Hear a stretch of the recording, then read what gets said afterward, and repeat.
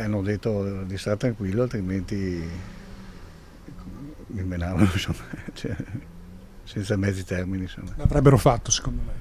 Io penso di sì, sì, perché è gente drogata, non è gente, non sei ladri da banca o da questa gente che tira su gli spiccioli per la droga, secondo me.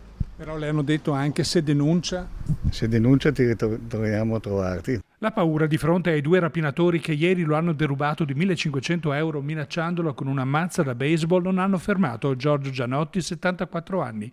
Questa mattina presto è tornato ad aprire regolarmente la sua cartolibreria in via Trissino. Il fratello cotitolare Roberto, che solitamente fa il turno pomeridiano, è venuto però a fargli compagnia verso le 6 fino alle 8, così come ci aveva promesso ieri.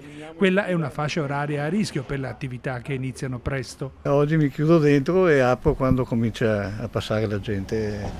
Ecco, mia moglie è all'edicola San Pio X e anche lei adesso si chiuderà dentro e anche lei aprirà a facce conosciute. Bisogna cercare di difendersi così. Giorgio ha trascorso la notte tranquilla, fortunatamente, riposando sufficientemente senza incubi. Quello che gli è rimasto però è il senso di insicurezza sul lavoro. Siamo un po' in balia di certa gente che se volessero potrebbero venire qua tutte le mattine, volendo, perché non vedi passare forze dell'ordine in continuazione. Per esempio stamattina sì, sono passati i carabinieri, ma sono venuti alle 9.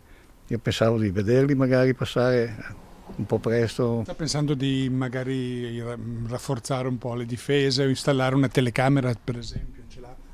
Ma le telecamere le avevamo e non funzionavano molto bene, le abbiamo staccate, sinceramente. Però questa è gente che delle telecamere se ne frega altamente, perché sono venuti a viso scoperto, perciò non gli interessava niente delle telecamere.